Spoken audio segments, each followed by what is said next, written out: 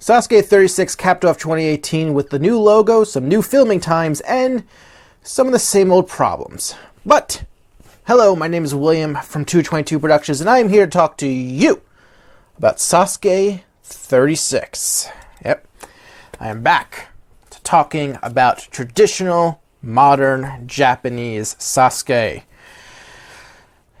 And this was the first time I've watched Sasuke in a timely manner in quite a bit. I didn't really bother that much with Sasuke 34 or 35 in a timely manner. I kind of just watched those eventually at a later time.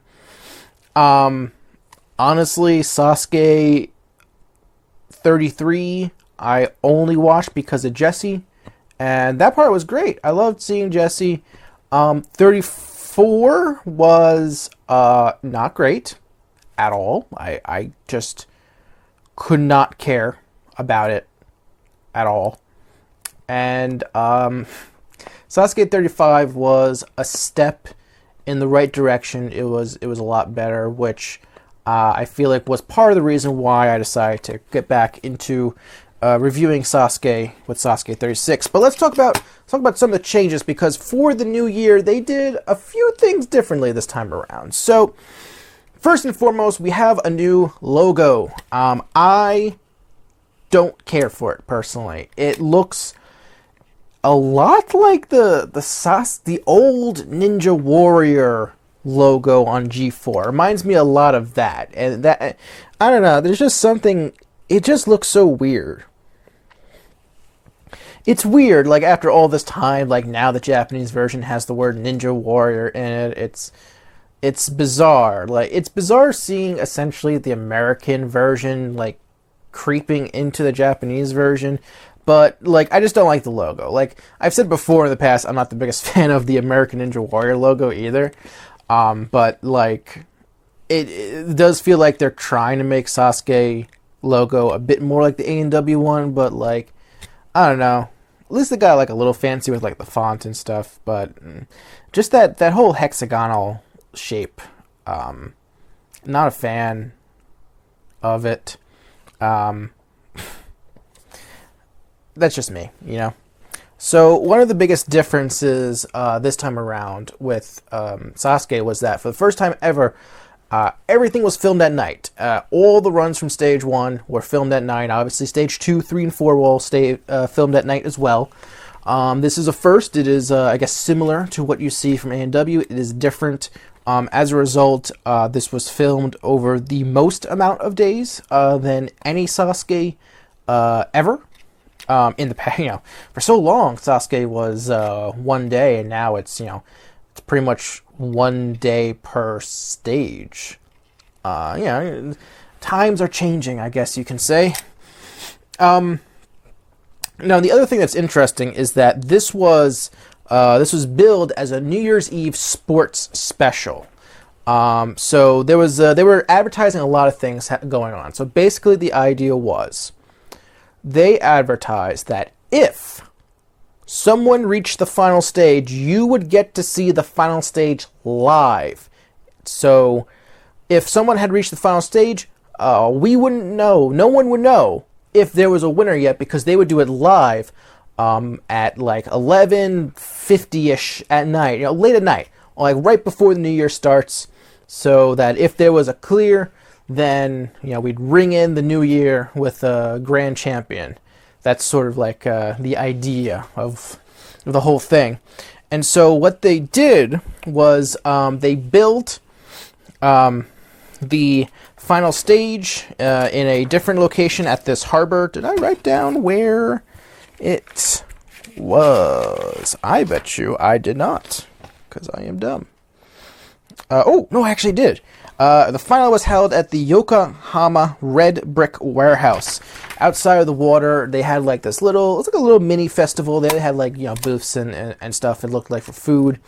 Basically, they had these hosts there, and they would occasionally go to the, cut to them, and they played one of the songs from Naruto Shippuden every time they would cut to the live hosts. And they had Nagano and Akiyama there, as well as other Japanese competitors. I know both Shinagamoto and Toshihiro Takada were there as well, and other other top competitors as well. They're all there, kind of like giving some of their insight and stuff like that, and commentary. Obviously, I couldn't tell you anything that they were saying due to a severe lack of understanding of the Japanese language. But the other major thing is that this was advertised as a sports event, and so Sasuke was actually paired up with this boxing championship match that I had no idea what was going on, because two Japanese fighters. I don't follow boxing at all. These at any point in time, really. So there's very few boxers whose name I even know of, and I couldn't tell you the name of a single Japanese boxer. But basically, after number 80, they they went to the live host. They did the match live in this building that was, I presume, near where they were. I could be wrong, but who knows? It was one match. If you were someone who I didn't watch this live. I couldn't. I mostly chose not to, but physically I was going to be too tired to watch it live. But if you were watching this live and you only cared about the Sasuke part, this boxing section must have been torture on you. It must have been absolute torture to watch, because you didn't know how long this was going to last because of the nature of boxing. There are up to 12 rounds. This could have went one round. This could have went the full 12. You didn't know. You had to watch this boxing match, or at the very least keep it on in the background, because you couldn't just like you didn't know this was going to be exactly an hour of programming, and that you can go leave, get something to eat or something, and then come back and just watch the rest of Sasuke. No, you had to keep it on to know when the Sasuke was going to come back. And it really sucks, because this thing went the full 12 rounds. This match went the full 12 rounds, went to a judge's decision. Who won? I don't know. One of the two fighters. So you had to wait the maximum amount of time. The other significant part of this is that there were actually multiple edits of the show after number 80. So 1 through 80 was always going to be shown the way it was. But what they did was they made 2 or 3 different versions of the Sasuke program from 81, stage 1 onwards. So stage 2, stage 3 would have been edited differently if the match had only gone one round. So because the match only went the full 12 rounds, that meant that you got the least amount of Sasuke that you could have gotten, which is unfortunate and sucks, but that's just sort of what happens with what they planned, I guess. It's weird. It's an interesting plan. I don't know. I don't know if they really expected much with ratings, or if they were just having fun with it. They were probably just having fun with it, just doing whatever. The other thing, so basically the boxing match went over an hour. Was dedicated to the boxing match, a little over an hour. And so yeah, it's a bit interesting.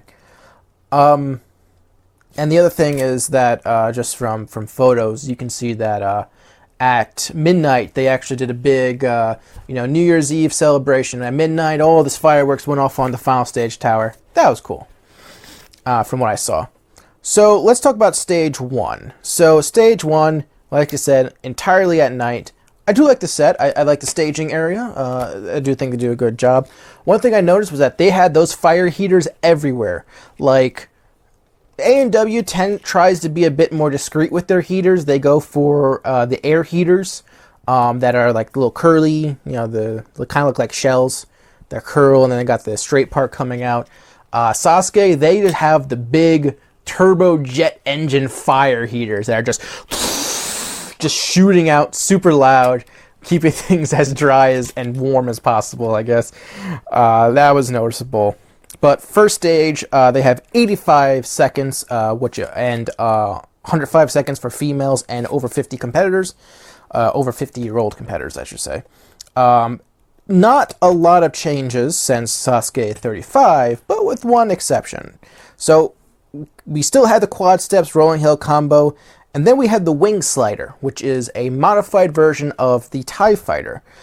Basically, TIE Fighter, they didn't have the license with Star Wars anymore, so they changed it up, and they made it more difficult in a clever way. Basically, the panels now look like this, now at an angle, and so as it slides down, you got like this thing where like it's kind of forcing you to lean forward when you're doing the spider walk position. It's cool.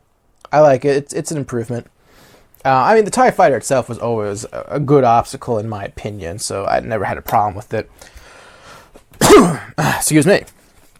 And then, of course, we had the Fishbone, which I was always a fan of. Then the Dragon Glider, which I haven't talked about ever. Dragon Glider is Sasuke's version of the Double Dipper, but instead of starting from a stationary platform, you have to trampoline into the first bar, and I think this is a good change. I think this one obstacle freshened up stage 1 for Sasuke, because there hasn't been a lot of change, but I think Dragon Glider is a good obstacle, and I like it. Then you got the tackle, and then it ends with the warped wall. That is the end of stage 1, and if you're wondering why, it's because the Dragon Glider is so big that they can't fit anything else after the warped wall. That's it. They ran out of room. They had very strict dimensions of what they have to work with in the case of Sasuke, and it's like we can't fit anything else. I got no problem with warped wall being the final obstacle, just because it's an unfailable obstacle, so it works.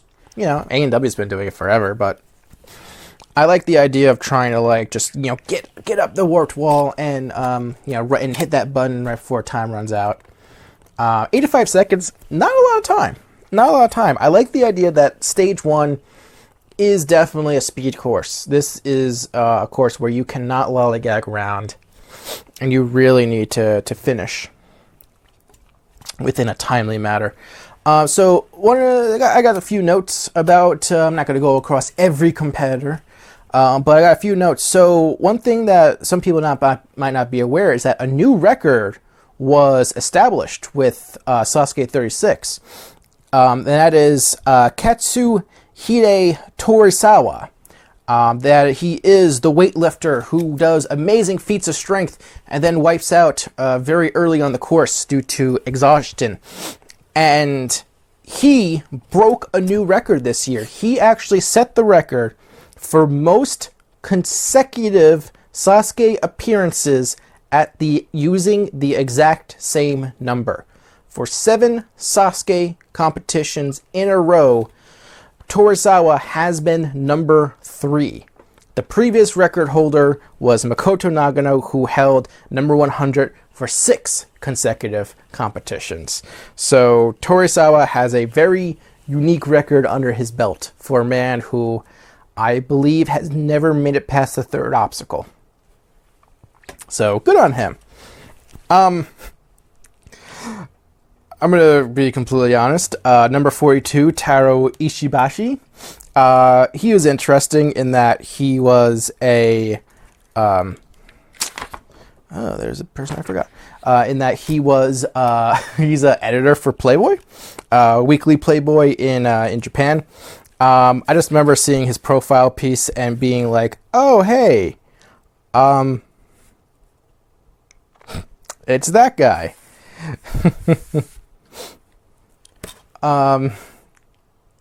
Yeah, I a bit jealous of him, but also one thing I noticed, I I didn't write in my major notes. I feel silly now. Number 47 is the manga artist for Magical Girl Site, whose name I don't have, unfortunately. But yeah, just sort of worth noticing that, like, a manga artist competing on the show. He's super ripped, but both the editor and the mangaka failed on the wing slider. A lot of people failed the wing slider. Speaking of, I was very happy to see Karen from the Cyber Japan Dancer show. I'll admit, Karen, I've never taken her seriously, but like, I watched the Navis ahead of time, and they really kind of like, it was very interesting watching the Navis because they really hyped up the women. They're like, oh yeah, all the women, we got former, we got Olympic athletes, we got, top competitors, we have Karen, is going to take taking the show a lot more seriously now. And I got to be honest, this is the first time I saw the Cyber Japan dancers, and I was like, I am happy to see them on my screen because their outfits look great. I'm not gonna shy away from saying that. Karen, however, I feel like I was a little bamboozled when I was led to believe that she was going to be better. She was so slow. Keep in mind, the females got 105 seconds and not 85 seconds. When she got to the wing slider, which is the third obstacle, she had 30 seconds left.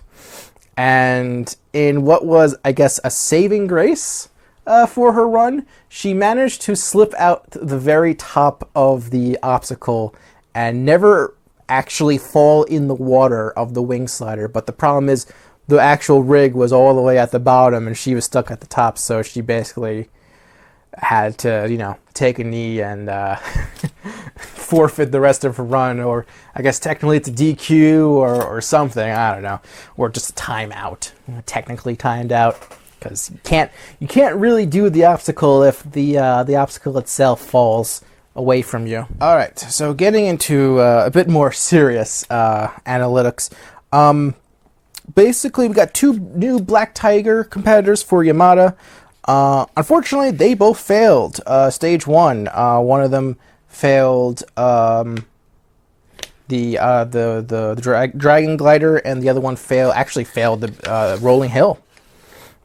So yeah, and of course Yamada cried because they really like emphasizing Yamada crying on the show still after all this time.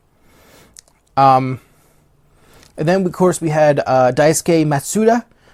He is the man. I just wanted to stress, I'm not doing this in order. We'll kind of just talking about some of the people who failed stage one right now. He is the guy who keeps building all the obstacles. He has the 18 theme song. I thought this was the year. I thought he was finally going to do it, but unfortunately he failed the second half of the Dragon Glider. So, and then in terms also talking about people who I thought was finally going to clear, we had Ayano Oshima from Konoichi. They really hyped her up. They really hyped her up. I thought this was the time. I was really rooting for her. And I just want to say, like, she is great. I'm just rooting for her. Yeah, she seems like a really nice person. I think I always knew that she was good, but I remember watching Konoichi 11, and for some reason, I think that was the first time I truly started noticing her and believing in her. Especially noticing her, like obviously I talked about her in Konoichi 9 and Konoichi 10 in the various podcast reviews I did of those. But with Konoichi 11, it's probably because she changed her hairstyle. There was just something about her that just sort of popped out to me, I should say, and I'm just like, wow, yeah, all right, I can get behind this. and I thought she was going to do it, and it really looked like it, but unfortunately, she couldn't get up the warped wall. She had a chance, she had time on the clock, but she couldn't do it, and then she ran out of time, and it was so disappointing. That was crushing. Also, one of the things that they talked about in the Navi was they really focused on the international competitors. There's a whole section for the various international competitors. One of them was Stephanie Noppinger? Noppinger. That's what I'm going to go with. From Ninja Warrior Austria. Unfortunately, she went out on the wing slider. I immediately knew she was going to fall just from her leg and foot placement on the obstacle. She was very bent on one side. I'm just like, I just remember looking at that. I'm like, this is not going to work, and it didn't. Unfortunately, she slipped right out. Had some YouTubers. There's Quo from Twins. I don't know anything about them, but they're trying to appeal to the younger crowd with some YouTubers, it appears. He ended up going out on the wing slider. Sorry, not wing slider, dragon glider. We had Ryoichi Tsusada from ABCZ. I was kind of wondering whether or not he would actually be able to clear, but unfortunately he went out on the dragon glider, and who did I? Damn it, not again. The Johnny Juniors guy from number 52. He, I did write it. I missed this. I apologize. Hikaru Iwamoto from Johnny's Junior. Snowman or something. He blew it at the very end. I think that's the best way to put it. He was running super low on time, and he could have done it. But at the warped wall, he did that thing that people do at the warped wall that I hate, in which he stopped and paused, and he did the little running, and then he tried to go up, but he didn't have time. You could, he can hear. I know we can hear the buzzer. You gotta get up to. You can't. He should have just ran and went for it. The only way he could have done it. He made a bad choice in pausing. What sucks is that he did grab the warped wall immediately, and so it's if he had 5 more seconds, he could have done it. But unfortunately, it didn't happen for him. Also, just one thing that one person got digested but failed in a similar vein was number 82, Yusuke Suzuki. He is the high school physical education teacher. He timed out right before hitting the buzzer. It was he was off by maybe a second. It was very, very sad to see. He got digested. I feel like that was a bad run to digest. They should have shown it in full because there would have been some real drama in watching his run, I feel like. So, not a fan of that decision. Shigeru Yamamoto unfortunately went out on the wing slider for his run. And what was also even sadder was Toshihiro Takada. He technically failed the dragon glider, but he failed it because he never got to attempt it due to an injury. Basically, maybe, I don't know if he injured it, if he dislocated it, if he tore it, but he injured his shoulder on the wing slider, was still able to do the fishbone, but as he was approaching the trampoline, he started, moving his shoulder around and kind of realized that he was hurt. And so he unfortunately had to retire. He had to, I guess, bow out of the competition at that point. So I never got to see how he would do on the dragon glider. It's a shame. All in all, we had 15 clears in stage 1. I'm going to list them out for you really quickly. We had number 63, Aoki Araki. Number 71, Masashi Hioki. Number 73, Tatsuya Tada. Number 75, Shogo Yugajin. Number 76, Wataru Mori. Number 83, Nakagawa. Number 89, Ben Toyer. Number 92, Ryo Matachi. Number 93, Kitaro Yamamoto. Number 95, Yuji Ushihara. Number 96, Jun Sato. Number 97, Drew Dressel. Number 98, Kenji Darvish. Number 99, Tomohiro Kawaguchi. And number 100, Yusuke Morimoto. I'll be discussing some of their first stage runs at the points at which they failed in the later stages. So let's talk about stage 2 a little bit.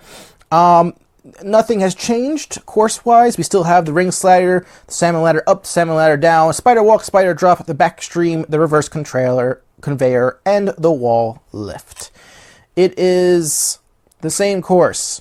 Again, it is old, it is tired, it is boring to watch, and I am desperate for a change.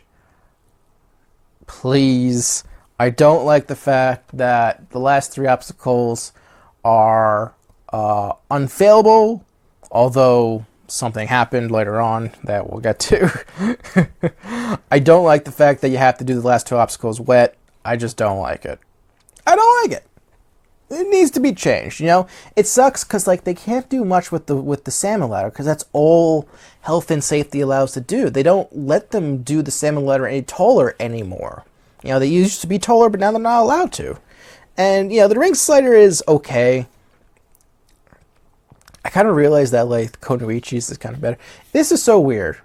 I never thought I'd live in a world in which I thought Konoichi had the best stage 2 of all the current stage 2s, but they do, in my opinion. But that's just me. Anyway, one of the things that was interesting is that after Hyoki's run, apparently production had to tell people not to use the back fence at the end of the back stream, which is an interesting thing. It seems like it's one of those things where it's like, oh, it's a rule, but we forgot to tell you, so don't do it. We'll let him get away with it, but everyone else gotta talk about it. So we had 5 fails on stage 2. 3 of them got digested, and the 2 that didn't get fast-forwarded were weird disqualifications. So let's talk first about Wataru Mori. Now, for those of you who don't remember, he is the actor who is married to famous voice actress Tobago Kaeda, and he made his grand return to stage 2 after a couple of failed attempts. It was good seeing him back in stage 2. I remember last time he competed, he had difficulty on the conveyor belt, and in this situation, it was the same thing. Basically, the combination of being wet on the conveyor belt makes it more difficult. And at one point, Wataru did a big no-no. Basically, he used both his feet at the same time to press himself up against the sides of the conveyor belt and then advance forward. And I remember watching it at the time and thinking, that looks dodgy. Is that legal? And it turns out the answer was in fact no, because he did clear stage 3. He did clear stage 2, but after he hit the button, he was then informed that he was disqualified for his actions on the conveyor belt. Basically, they did this whole thing. They showed this part of the show that they normally don't show, where they're going over the rules for the competitors. And basically, yeah, like, even as someone who doesn't speak Japanese and didn't know the rules, the full rules ahead of time, even when I saw that, I'm like, yeah, that move looked dodgy. And so it sucks that it happened. Like, I'm sure he didn't intentionally do it. It was I imagine it was just one of those, like, he instinctually used his feet on the walls because he was having some difficulty with the wetness. And he ended up getting DQ'd, and it sucks. The other DQ was very unfortunate. Very unfortunate indeed. Man, this one hurts. Drew Dressel got DQ'd on stage 2. Basically, what happened was after the backstream, you have that slide that goes down. So you go to the slide, there's a mat at the bottom of the slide. Now what most people do is that their feet will hit the side of the mat. This will stop all their momentum, and then they can turn into the reverse conveyor belt. What happened with Drew was, instead of hitting the side, he continued to slide on the top. And between the momentum and the fact that he was wet and thus, low friction, he slid off the platform and landed off course. And I don't know if the announcer actually said off course, because like on the broadcast you hear the announcer say course out. He might have said that and Drew didn't hear him. It's entirely possible. Who knows? What happened with that. But basically, when you do look at the editing, you can clearly see that Drew finished the course. And according to Drew, on one of Universal Tuber's videos, he finished with 25 seconds left on the clock. But then he was informed that because he went off course, he was disqualified. And just a quick side note, John Alexis Jr. was a guest for Drew, so he got to go see it live. So I hope he had fun doing that. But yeah, it sucks. Drew went off course, a DQ. It sucks that it happened. I mean, it is what it is. It was a fair DQ, but yeah, it sucks. Sucks that it happened. But we had 10 clears in stage 2. Naoki Araki, Masashi Hioki, Tatsuya Tada, Ben Toya, Ryo Mitachi, Yuji Arashihara, Jun Sato, Kenji Darvish, Tomohiro Kawaguchi, and Yusuke Morimoto. So let's talk about stage 3. I'm going to talk about everyone that I feel like talking about. Third stage is mostly the same as last time. A few changes, one small change. We start with the flying bar. I've said in the past that the flying bar is a perfect stage 3 obstacle because you can put it anywhere in stage 3 and it would make sense. And it makes sense in the first spot. And you take the flying bar, you go directly into the Sidewinder. There is no rest. It's really cool. Sidewinder still drops in between the second and third pillars. You have the planet bridge, which is really cool. It's like for those of you unfamiliar, it's like a body prop, except your hands are on top of these globes that are distance apart. So you have to have a hinge like this. They got to have the hinge like this, and then you do that. Basically, you're forced to do this with your hands. They actually increase the distance in between the globes to 40 centimeters apart. And most importantly, your feet are on a back plate that is moving in and out. So if your feet are here, this thing is slowly moving in and out. What I'm doing right now is actually faster than what you see. So you're forced to contract and stretch your body as you're going across this thing. So you got to be very careful. And then of course you have the ultra crazy cliffhanger with its insane double 180 grab with its 3 centimeter ledges and its moving second bar of ledges. It's insane. Fortunately, they added a rest bar in for Sasuke 35 because going from that directly into the vertical limit is insanity. But basically, then you got the vertical limit. It's 3 portions, 3 gaps. Once again, not 3 gaps, 3 sectionals, 2 gaps. And you ended off with the pipe slider, which is an obstacle that I love as a finale of Stage 3. But that is just my personal opinion. Basically, the competitors I want to talk about Tatsuya Tada.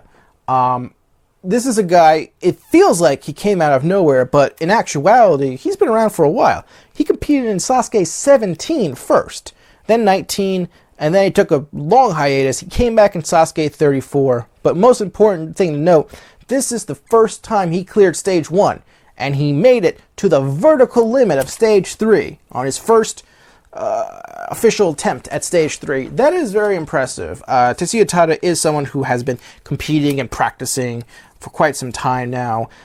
He has potential to do really well. I think he opened up a lot of eyes, especially because this was his first time clearing Stage 1. Ben,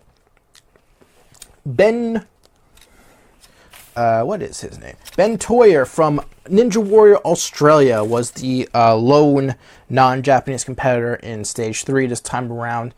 And he did really good. He's really impressive. He's the pole dancing ninja in Australia. Yeah, he did really well. Unfortunately, I doubt he's gonna get a callback just because most foreigners don't get callbacks. I hope he does, especially with Unfortunately, in Stage 3, he failed the flying bar, and it's part of the reason why I think flying bar is a good obstacle no matter where you put it, because it is an obstacle that you can fail due to bad technique, and basically Ben missed one of the holds in a transition while jumping, and that's why he went down on that obstacle.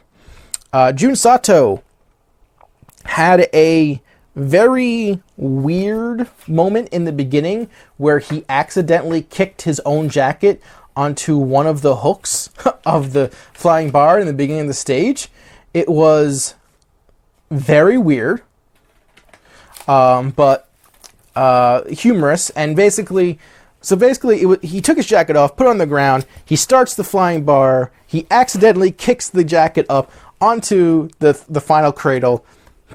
So as he's hanging, he has to kick this jacket off of the cradle so he can do the jump proper, which has gotta suck, because that means your jacket that is designed to keep you warm is now in the water.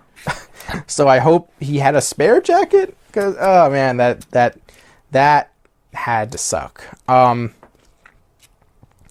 Unfortunately, June failed the second jump of the ultra crazy cliffhanger. Hioki, Masashi Hioki.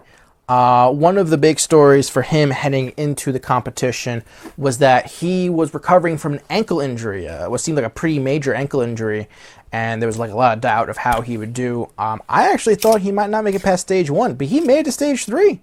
It was really, really good for him. He failed the second transition of the Ultra Crazy Cliffhanger, but like considering what he had to work with, very gutsy performance, very, very good performance. Good on him. Who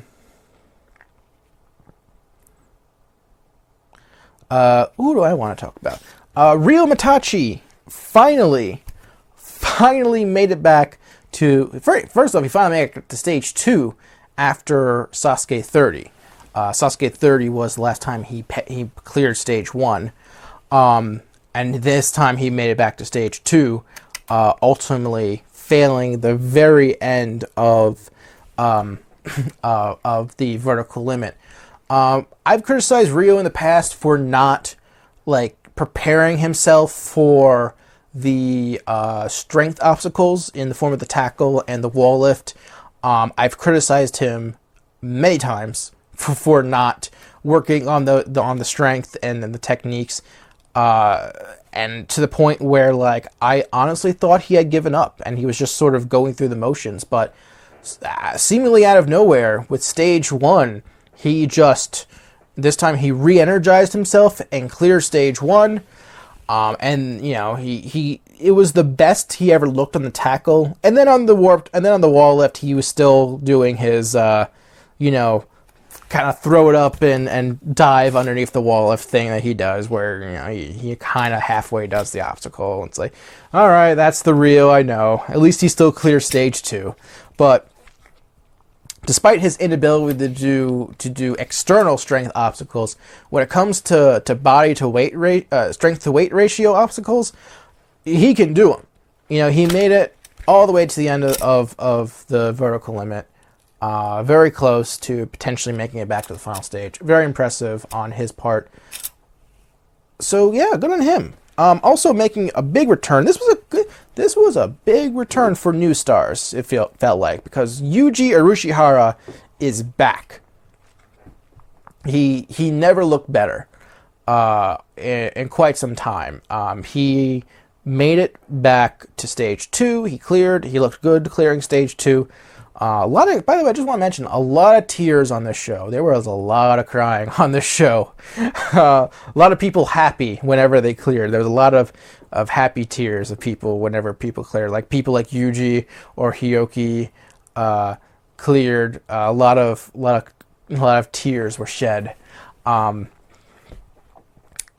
basically, Yuji, God, I can't even remember when the last time he made it to stage 3 was. It's been a while. I'd have to look it up. I'm sure someone in the comments is gonna mention it now. It's like, yeah, I know by now. By the time you're watching this, I know because I looked it up. But yeah, it was so good seeing him in stage 3. And basically, when it comes to stage 3, dude still got it. He made it to the third rail of the vertical limit. He was very close. You can see the pain and determination for him. I hope he's proud of his performance just because of how big of an improvement it was. So yeah, very happy to see Yuji back to being his old self. Hopefully it's not for the last time. And I need to give big props to Kenji Darvish. He is easily the most successful celebrity in the modern era of Sasuke. Obviously not of all time, because that title, that goes to people like Kane and Akira Mori, if you want to get super technical. But Kenji Darvish finally made it to stage 2.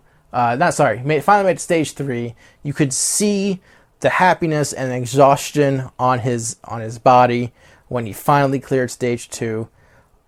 He was so happy. I was happy for him. Because the thing is, he comes across as like, yeah, he's a celebrity. He's in a rock band. I like Golden Ballroom music, but he also comes across as someone who genuinely wants to do well. And I appreciate that because, like, he builds his own obstacles. He trains. They show him doing the salmon letter at a concert. And he's just getting better. That's really all to it right now. He is getting better. Unfortunately, he failed the transition from the flying bar to the sidewinder. But hopefully he makes it back to stage 3 in Sasuke 37.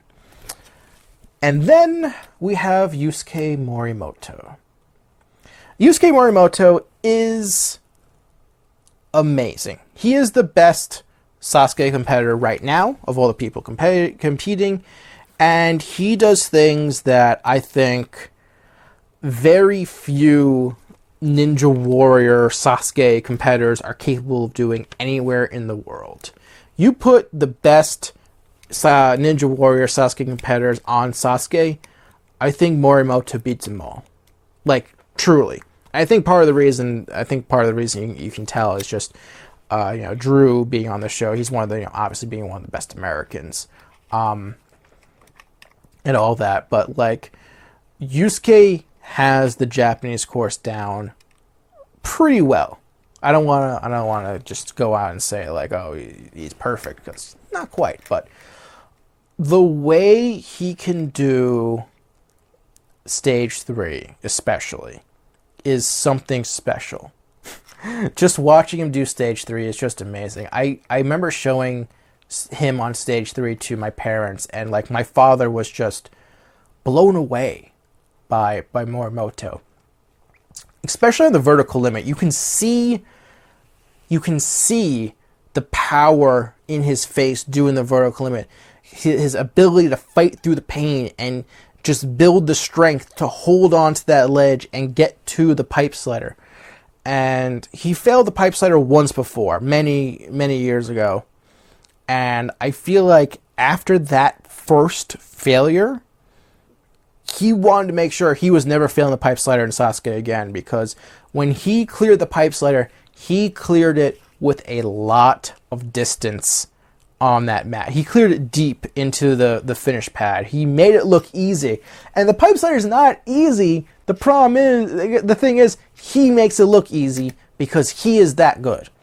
And yes, so Yusuke Morimoto is the sole survivor of stage 3, and we got to see him do the final stage live.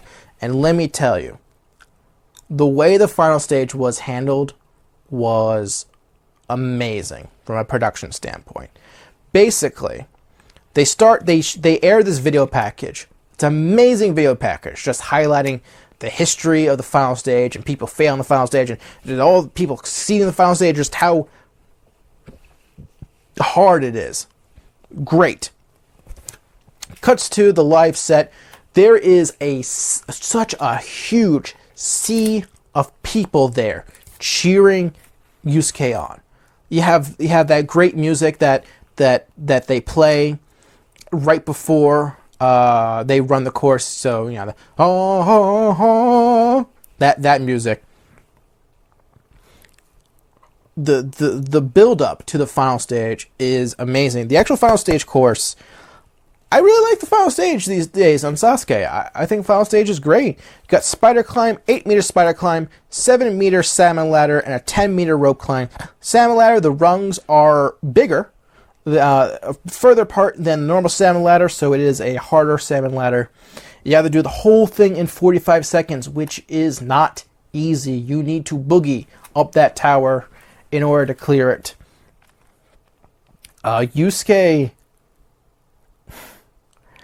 Yusuke looked good. Just everything, just the lead up. Everything about that presentation was so good. And I guess I just sort of sitting here and thinking like how amazing that reaction would have been if he had actually cleared. But he didn't, unfortunately. Yusuke, basically what happened was, I'm going to do a really quick sketch right now. Okay, so here's the thing. So basically,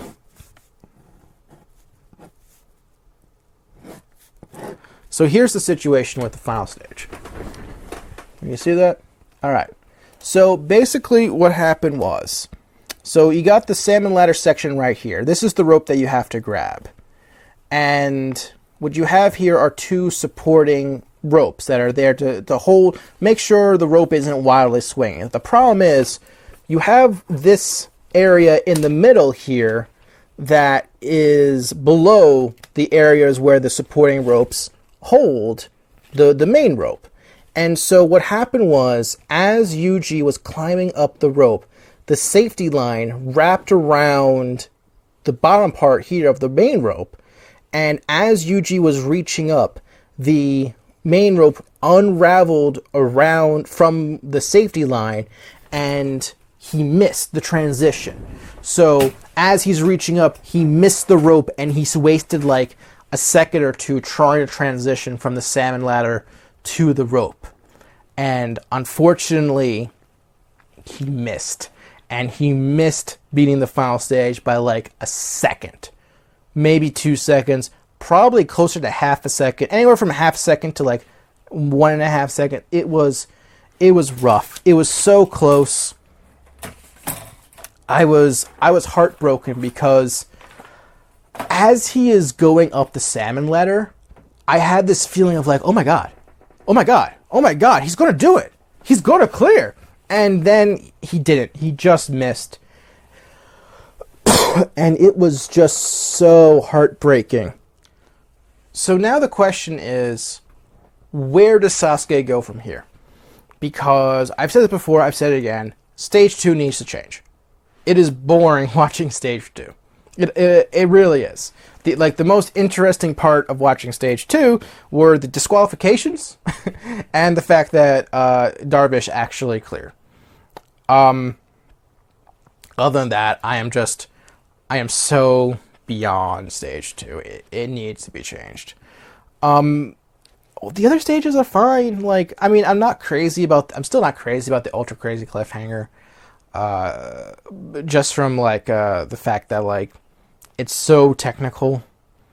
But what you gonna do?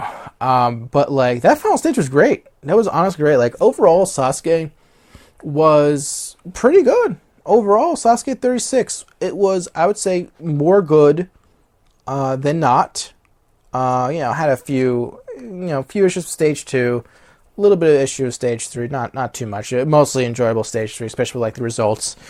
It sucks with with the all stars that are remaining. But like that final stage was just fantastic, and like I wouldn't be against them doing something like that again. Just another final that's live. I don't know if they're ever going to do it again, but like I just want that sea of people cheering and celebrating at a final stage victory. I think that would be just amazing if that actually happened.